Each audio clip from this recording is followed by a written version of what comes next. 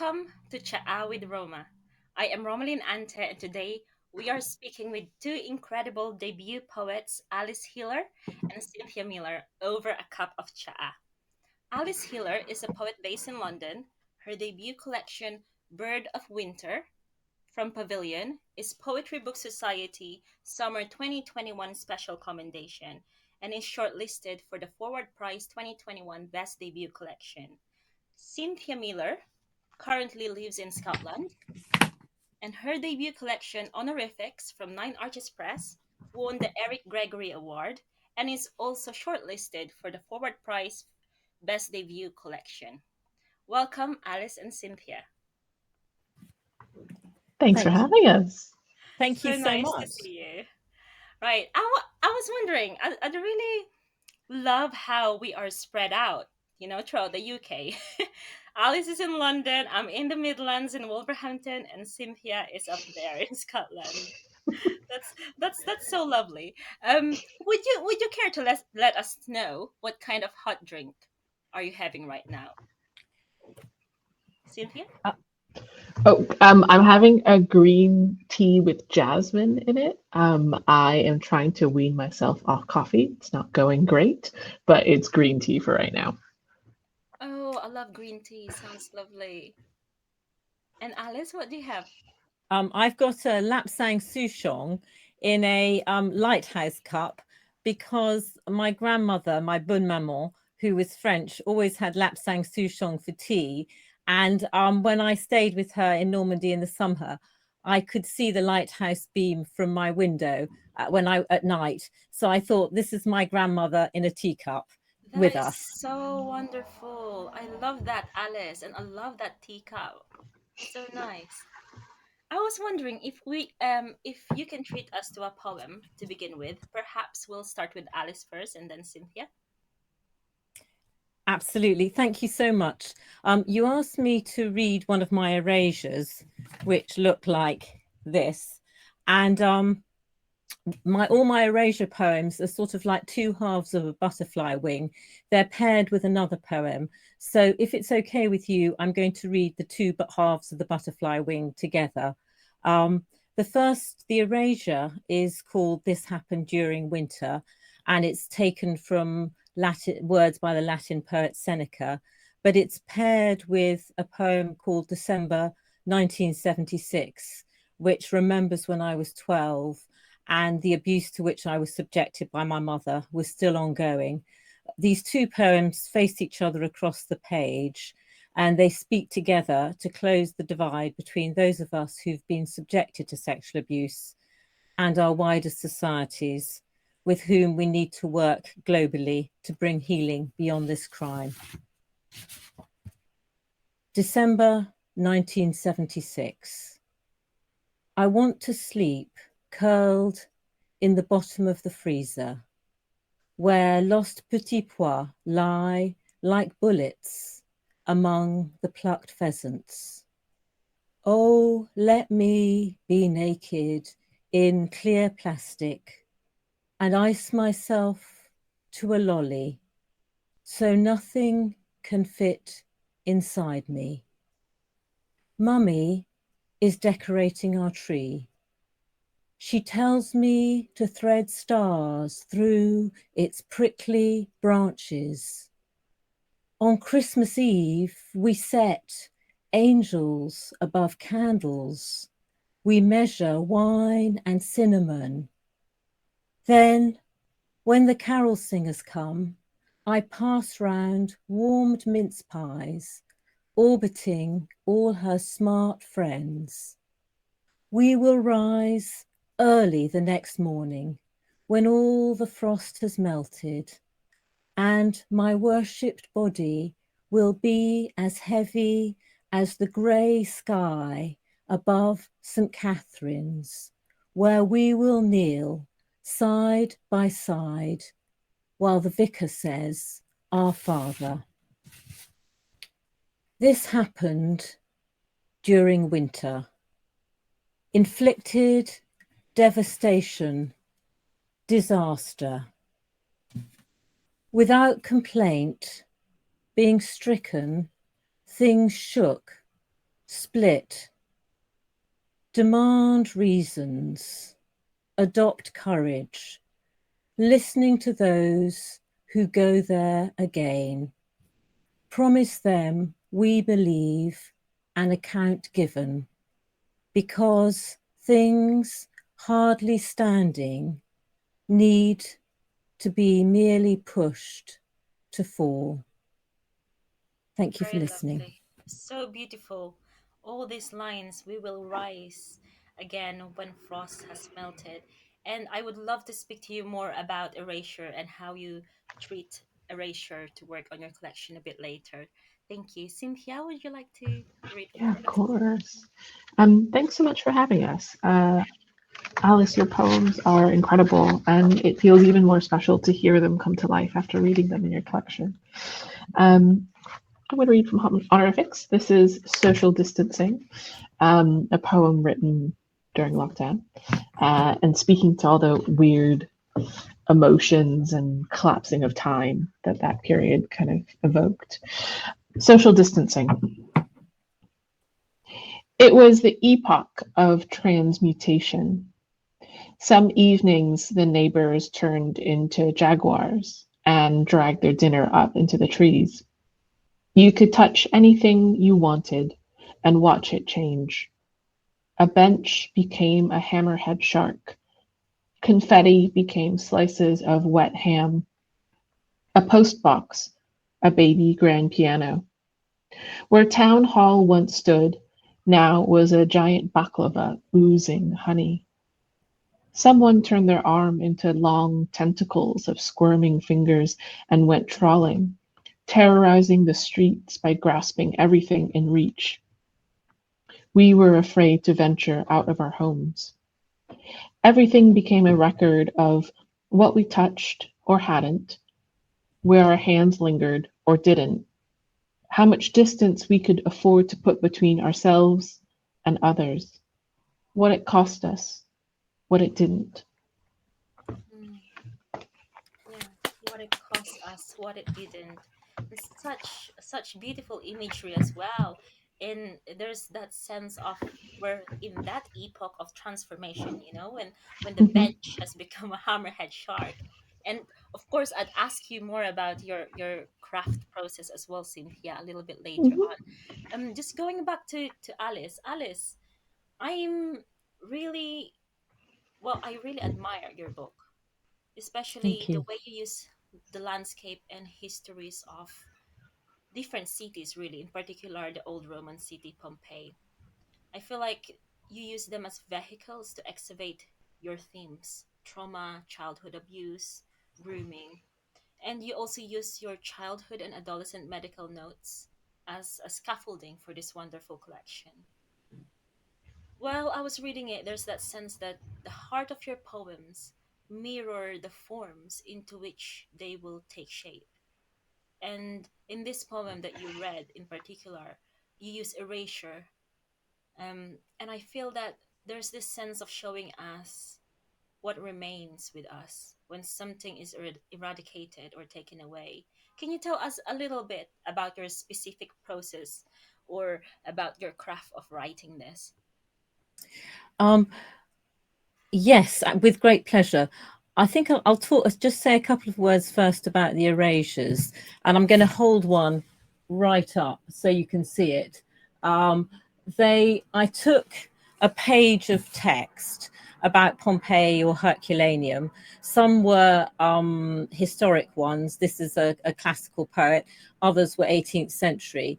And I just, with a pen, first of all, I ringed phrases that stood out. And then I started blacking, I made myself several photocopies, and then I started blacking out around those phrases. And I found what was really interesting is that things that I might have censored myself from saying because they were almost too close to the bone, because I could find them as phrases in someone else's work, it almost gave me permission to say them. So because things hardly standing need to be merely pushed to fall, that is about that whole kind of frailty that those of us who have been subjected to trauma or abuse carry with us. I'm very reticent about sort of self-pity, But I felt that by sort of taking that common language, that, you know, just a printed text, it gave me a sort of permission. And the other thing that I'm really aware of is that I am only one of millions or billions of people to whom this has happened, and very sadly will happen. So I'm always trying to think about an act of witness that is speaking for other people. I'm 57. It took me till I was 50 to start to try and write poems. I speak to many people who tell me they find it very difficult to express what happened to them. So I'm trying to make words that are of service to other people. They can, you know, look at themselves in a mirror almost through them, or they can just find something that holds something they feel but can't say. And so with the erasures, taking, you know, common language that's there for everyone, really made that sort of communal project. It embedded it in. And also that idea of sort of Herculaneum, which was the other town I write about, was buried under 4 meters of solidified rock. They had to dig these little tunnels down in the 18th century. People actually died. There was a lot of gas trapped in the earth. They used forced labor and convicts. It was actually really dangerous until they started to open things up more. Tunnels collapsed. So it isn't very safe excavating memories of trauma, in all honesty. It's a risky project. You kind of stumble around in the dark. And so these like white lines on the page, which you can see again, are like these sort of little tunnels that people dig out. But they also acknowledge the fact that most of the story never gets said. You know, we just pull little bits to the surface. A lot of Herculaneum is buried under the modern town of Ercolano, who understandably doesn't want to be dug up so people can find out about the past. So it was a form that really held all that complexity. And they're sort of, the erasures are like a sort of spine that go chronologically through the collection. And the last one is there is sort of an intention erasure at the beginning and a happy erasure at the end, and some trickier erasures in the middle. So Wow. yeah, I hope that's helpful. Yes, definitely. I was just gonna say, Alice Healer has just given us a master class in finding the right form for your poetry. It's really interesting when you said it's very resonant to me when you said that you were trying to speak for, or to speak with, these people who may never speak. But it's also Absolutely. ironic how you find poetry in the language that you didn't, initially write. That's Yes, actually their yes. language, that's actually their words. So there's that kind of resonant, I don't know, I feel like there's this kind of resonant magic in your book. No, it's definitely a sort of strange act of alchemy. It's very, very interesting to do.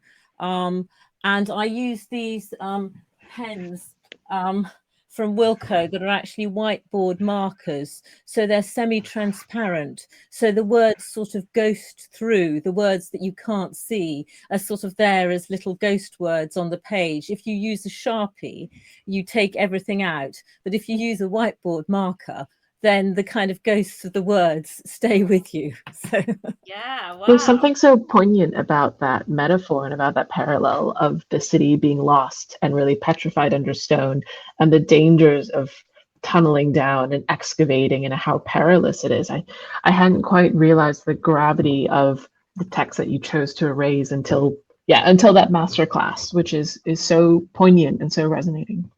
Thank you. Yeah, no, well, I find it really interesting to discover. I mean, I read quite a lot of books.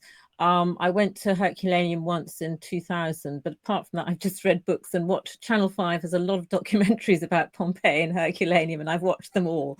But it was also not enormous fun always to look back on my childhood and adolescence. So actually to have something completely different to research and investigate and be a way of understanding my own project is something I would recommend for anyone writing about a difficult subject. Write about something else as well. Like I was just looking through your book, Cynthia, and I'm just trying to find, I love self-portrait as things that let the light in. You're writing about 3 forms of aperture to sort of write about something else. And they're actually, you know, a skylight, an airwell, a capiz, this amazing church with the windows made of shells. And again, that's a really fascinating, those are three fascinating objects that, you know, that sort of really amplify the poem itself, and have a real generosity to them. So and you know, and I know with Roma's book, which I love very much, no, but you know, I've never been to the Philippines. I know Roma, but I've never been to the Philippines. I'm deeply interested in the Philippines. So the fact that, you know, you write about myth, kind of pre-invasion culture, different things, that is a, you know, it really textures the subjects you're exploring, Roma. So I think we've all got some of that in common, probably, of, you know, taking something else to look at something. Well, thank you so much for segueing my book into this interview, Alice. Thank you. And I think It's a big deal. I mean, I love it. It's a really important book for me, Roma. A year on, I'm still reading it. You know, it's a very special book to a lot of us. It still feels like each time I read it, I'm uncovering little gems or like seeing it slant in a way that I hadn't previously. Absolutely. Thank you. Thanks both. I think there's what you were saying, Alice, about this sort of crafting. It's very similar with how to how I found Cynthia's book. I feel that there's this craft is really there's this very personal relationship that we have with our own craft, isn't it? How we treat language, or in what way we treat them. I mean, with your book, Cynthia, Honorifics from Nine Arches Press, I was really blown away by that sort of exploration of what it means to define or to honor our heritage, you know, our memory, familial relationships that are severed by distance. I really enjoy the inventiveness that you use in this book.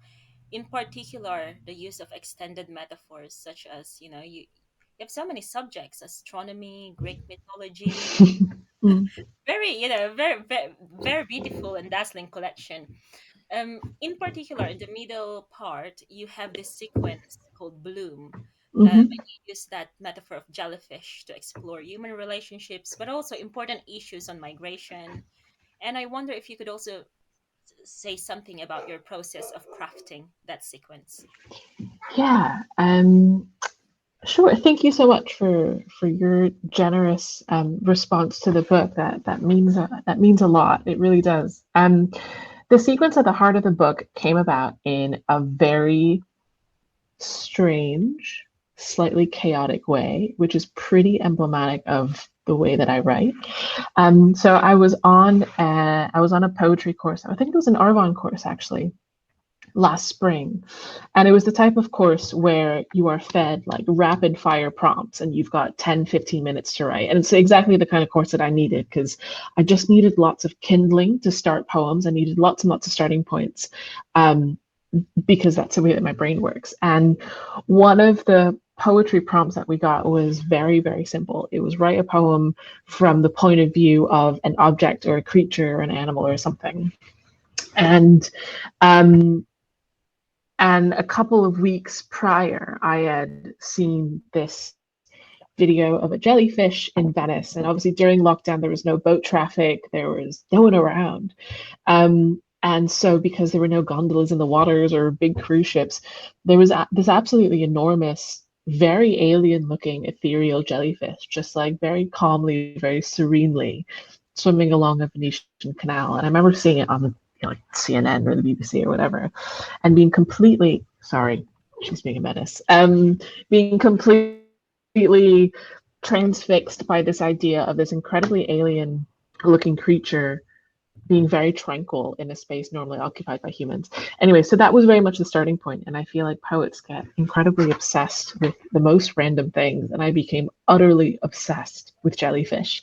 And Alice, much the way that you watch all of the documentaries about excavation in that city, I found myself following like marine biologists on Twitter and watching jellyfish documentaries and following these incredible like nature documentary, you know, clips and videos or whatever, just to find out more about jellyfish. And so when that sort of was residing in the back of my head. And so when I was given that prompt of write from a different persona, it felt like it just welled up inside of me, and this jellyfish poem emerged. And I wasn't entirely sure what would happen with it, but I was very, very surprised by what happened next, which was it felt like I wrote the first poem, finished that, and it felt like all these other jellyfish just kept spawning. All these other voices just kept going, and it was different jellyfish, different points of view, different situations. And the more that I explored, the more each of the jellyfish seemed to have the very distinct voice, take, perspective, story that they wanted to tell. And it became really important for me, like the entire process of writing the jellyfish poems. I think I wrote maybe about 15 in, or maybe more than that, maybe closer to like 20 in the space of about 10 hours. Like it became like a really weird adrenaline fueled, almost slightly manic, like period of time in which I like stayed up really late, and I just felt like I had to do it. I just had to see to the end of that period. It was completely exhausting, but also quite exhaustive to see how generative I could be, how many other things it could spark off. So there was something quite pleasurable about being in that experience of that state of flow and just going, let's see what happens next, to the point where I exhausted my jellyfish research. And I was like, I don't know of any more jellyfish that I can write about. But it was really important to me. And as the poem started to take shape, that there was a sense of variety. I didn't just want to hit one note throughout the sequence. So I wanted there to be some surreal poems, some lighthearted poems, and poems that took a bit of a darker turn because to comment on immigration or politics, because as a sequence, I kind of wanted it to reflect and be a bit of a microcosm of the rest of the collection. So those little voices that appear are little notes that resonate throughout the collection as well. It was also just really fun. It was just really fun to write. I was Yeah, I've just never gonna really. say, Cynthia, this is another masterclass on writing a sequence. And I, Yeah, I, absolutely, for sure. I was gonna point out, because it's one thing to pay attention, right? Like as poets, we always pay attention to the world or to what we're interested in. But you're actually talking of becoming obsessed, and I think that's what it is. I mean, it's there's a fine Mm, line between paying attention and obsession, and I wonder mhm. how helpful it was for you to become obsessed to create this whole sequence. I couldn't have done it without it. I think also a little bit of context and I guess a bit of a caveat, which is I'm not the type of person who wakes up at 6 a.m. to write every single day and write religiously. Like that is not my writing style. I have a lot of time for people who can do that. That is not me. I have to write kind of around my job. So when I take time out to write, I've almost trained myself to write very, very quickly and at great length and great volume because that's the only time I have to write. So part of it was finding the flow. Part of it was knowing almost like the course is almost up. I've got 12 hours left of this course and then I got to go back to work. This is the time to write and now is the time to do it. And I think I mentioned this on the Arvan guest reading series. So apologies, Alice, if you hear this again, but the best way to describe the process of writing that sequence was it felt like this enormous horse had come up right next to me and it was galloping and it was like taking off, and I had one chance to like grab hold of the mane, swing myself over and just be carried along with it, because as soon as it left the station it was gone. I wasn't going to get that creativity, time, or flow back. I mean, maybe I'm looking back and romanticizing the period of writing it, but it felt quite important to me that the intensity of the experience of writing it also translated through to the intensity of the poems. Like each one is quite weird Yeah, in its in a own great way. way. Yes. And what I also recall, sorry, I'm just rambling, but one more point and then I'll finish. I also recall I'm really into sci-fi and fantasy, and there was this amazing animated series on Netflix called Love, Death, and Robots. And I remember watching the first episode, knowing that it was a series, and going, oh, that episode was incredible. I can't wait for the next installment in the story. And then very quickly realizing that they were standalone episodes, 13 standalone episodes, each of them a self-contained story. And that sense of each one of those little sci-fi episodes about robots or whatever is incredibly weird. It doesn't introduce you into what's happening. It literally just launches you into the action. And I wanted that episodic feeling to occur in Bloom as well. Each one is slightly odd, slightly surreal. No explanation is given. You just move on to the next one. Almost cinematic in that sense. So, yeah. I really love that idea of galloping horse. And I think there's this misconception, like you said, especially for young poets, to always write, to keep at it, Mm, want to be somewhere. And I think it's what you just said there is quite powerful. That actually it depends on our writing style, and it depends on the flow. How do we get mm, to that flow? That's the question, because everybody mm, has their own kind of flow, isn't it? mhm. And I'm sure that we have poets who are working on their first collection at the moment who are viewing this video. I'm just wondering if Alice and Cynthia, if you could give me really useful tips for you, useful ways that you did when you were working on your collection, including how do you get it published? How did you find a publisher? Mm. Do you want to go first, Alice? I'll have a go. I didn't. The first poems I ever wrote are in this collection. I am not. I've been a journalist. I've done a PhD. I've done other sorts of writing, but I came age 50 to poetry. So I learned how to write poetry by writing this collection, which is probably not the best way to do it, but I mean, I didn't realize I was writing a collection initially. I just was trying to find forms of words to hold and say things, and that was what preoccupied me and interested me. I went to classes at the poetry school because my material is something I'm quite reluctant to engage with at one level. So actually to be set a prompt was very useful, because you're just thinking about the prompt, you're thinking about the deadline, and you sort of get over yourself. And I think that's quite useful. So yeah, I'm with the prompt, the prompt series. And the other thing is, I think that for me, community is really important, creatively, politically. And early on, I was very struck by how much you have to pay to be a poet, and how you never ever get paid to be a poet. And so I had this idea of setting up a sort of workshop group whereby we could all set out fairly inexpert and co-teach each other, that met once a month. And I've sort of been part of that, I think, since 2017, and it's got about 50 people. And it's a sort of, we met at the National Theatre in the foyer. We talk to each other, and then we just do a very quick 10-15 minute feedback on a poem. We're now doing it online, and for me it's rather like sort of throwing a piece of clay at a wheel, seeing what shape it takes. I'll take a rough poem to that group and get 15 minutes of feedback. And I really like the fact that, and in fact, Roma's also part of it. A lot of us have now published, but I really like the fact that we co-taught each other. We didn't pay, and everything was quick and provisional. I'm quite ambivalent about workshops where people really take your work apart and you sit there silently for half an hour. I think they have their place, but I think you don't want to lose touch with your own sense of who you are as a maker, as an artist, as a voice. So for me, sort of light touch stuff works really well.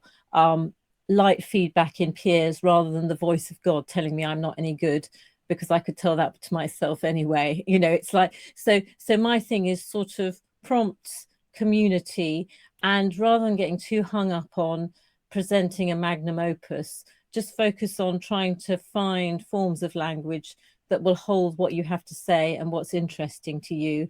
And I think, if I was a more expert or long-standing poet, I'd probably have smarter things to say, but this is truthfully me. And the other thing Roma and I both had was a Jerwood Arvon mentorship with Pascal Petit, which was actually the most fantastic thing, because she really gave us confidence in our own voices. But again, she was a very light touch. She didn't try and break your spirit. She tried to hold your spirit between her two hands and say to you, look how beautiful you are, have faith in yourself. And I think that's something we all need to do to each other as poets. We want to say, I can see how beautiful your work is. It could be even more beautiful, but it's fantastic. You know, that's the space I come from. And yes, so that's my, be nice, you know, hang out together and do your own thing. So I really love the way you present the importance of community and network and real friendship between poets. I mean, writing poetry is a very solitary, well, it could be a very solitary job or work. So I guess, yes, definitely, I believe that having that network and community is very important.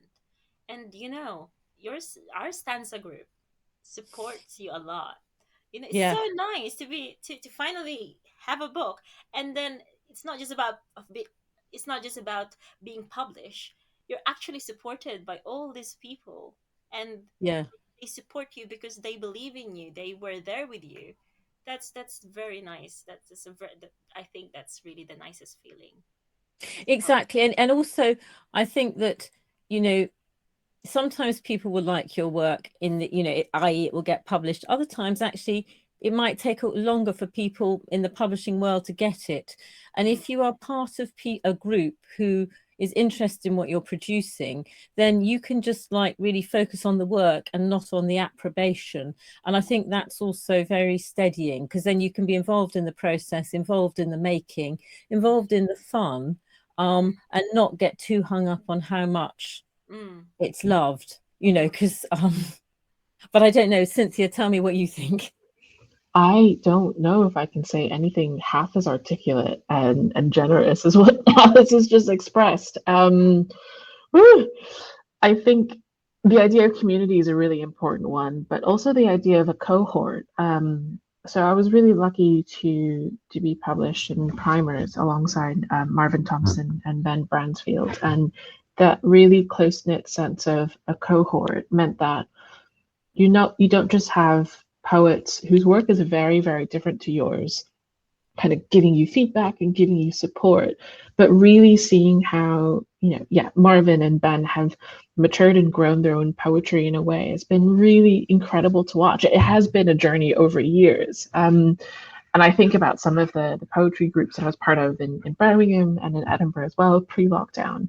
That sense of, I really love what you said about the steadying factor. So even though the poetry markets, the taste, the prevailing taste will change, and what editors look for, what publicists look for will change. You still have the constant, which is your work and the people that you're writing for and the people you're writing with.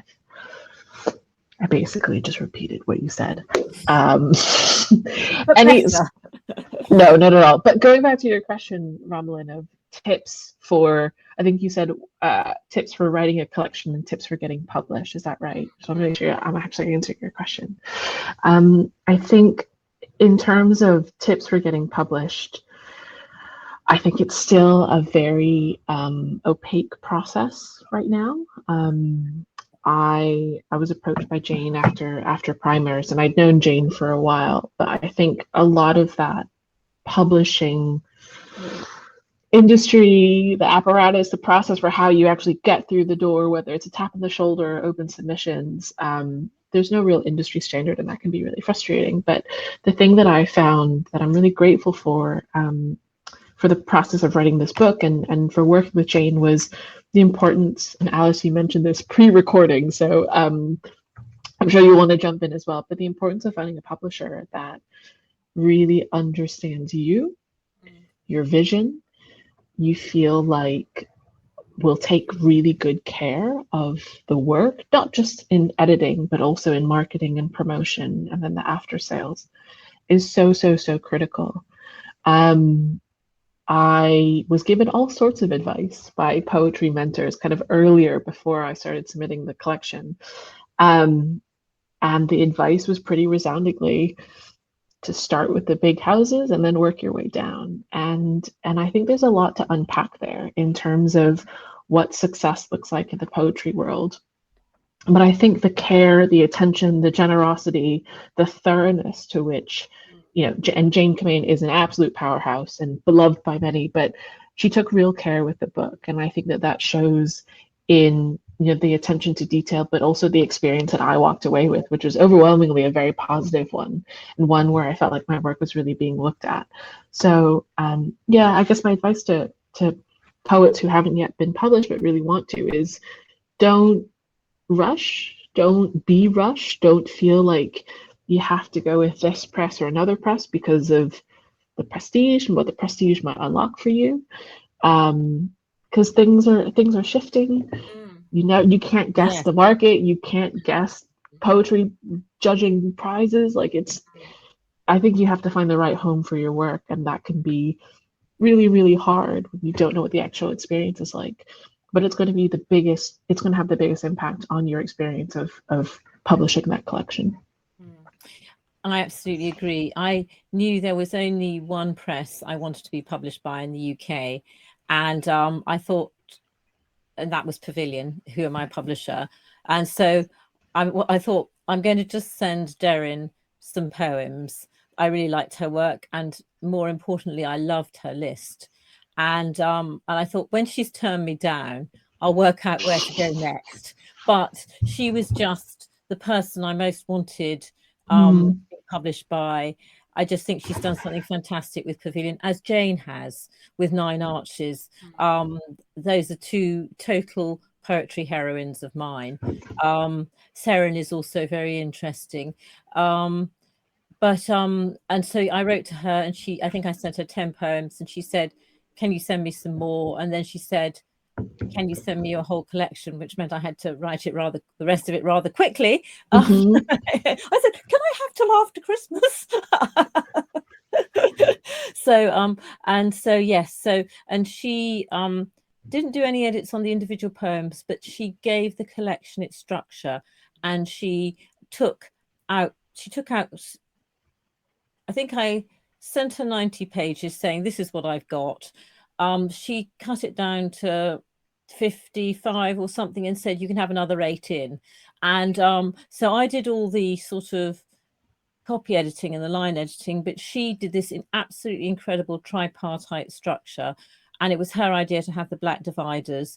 And the other key thing she said to me is, when I went to see her, because she very kindly invited me up to lunch in Liverpool in January, having sent everything I had. She said, "I really like the experimental stuff, Alice," which was the erasures and things. "Do more of those."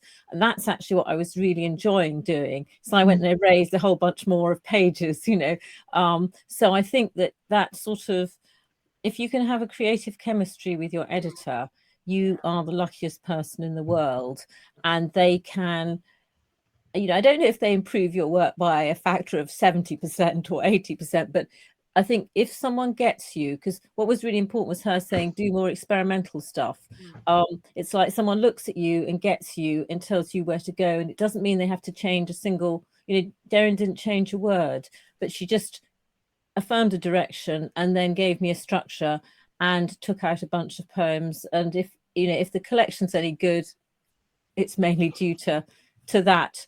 And that second pair of eyes, that sense of, because poetry is always, any art form is always a dialogue between the made object and its maker, and then the made object and its audience. And in a sense, with your editor, you are previewing, that double dynamic. And if you get a good preview, then you're going to get a good end product, I think. So Very useful tips, Alice and Cynthia. It's really nice to hear it from you, how lovely the relationship between you and your editors are. And I think that's very important. At the end of the day, this is the person who you will work with before you bring out your collection to the world. Okay, so I guess we should end there. Thank you so much, Alice and Cynthia. It's really nice to hear your poems and your processes. I look forward to seeing more work from you. And thank you so much, dear audience, for joining us here at Chaa with Roma.